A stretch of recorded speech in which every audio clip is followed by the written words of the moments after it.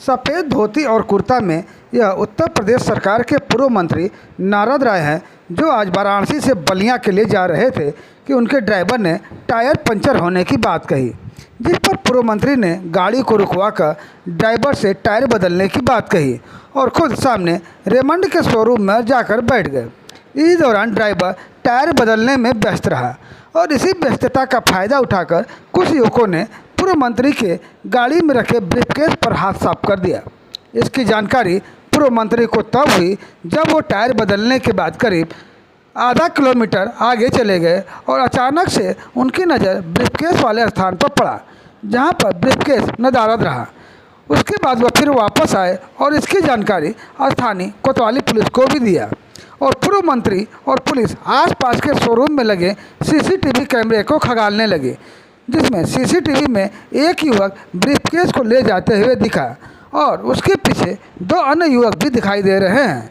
इस पूरे मामले पर पूर्व मंत्री नारद राय ने उत्तर प्रदेश सरकार के कानून व्यवस्था व इस चोरी को लेकर क्या कहा, आइए सुनते हैं।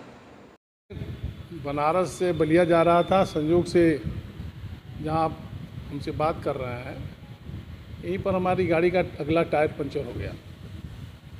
ड्राइवर बताया कि स्टेपनी है, हम चेंज करना चाहते हैं। तो हम गाड़ी से उतर करके और हमारे साथ भी जो लोग थे वो भी उतर करके थोड़ी दूर तक पैदल गए।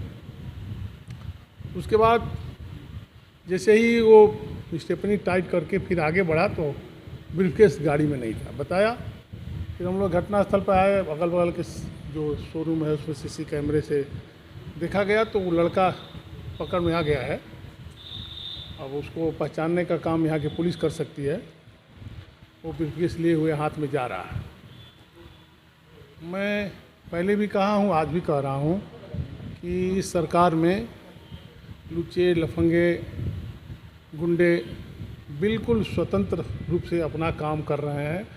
कोई उनके अंदर भय व्याप्त नहीं है। नहीं तो जहां आप खड़े हैं इस रोड पर कोई उम्मीद नहीं कर सकता है कि किसके गाड़ी से कोई ब्रीफकेस भी निकाल के लेके चला जाएगा। ये तो मान के चलना है कि कानून व्यवस्था बिल्कुल चौपट है और पुलिस प्रशासन पर से पूरा का पूरा हम लोगों का तो विश्वास पहले ही ख़त्म हो चुका था।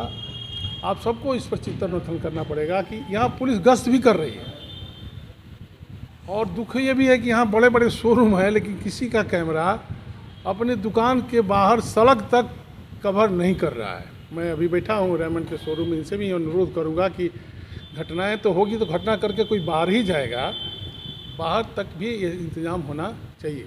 हम लोगों की तो मांग है कि शहर के अंदर सरकार के तरफ से कैमरे लगाने चाहिए हर जगह, ताकि पूरा शहर कवर, बड़े बड़े शहरों में है कहने के लिए हम लोग तो ज़िला में हैं, लेकिन लगता है कि हमारे जो व्यवस्थाएं हैं वो गांव से भी बदतर हैं।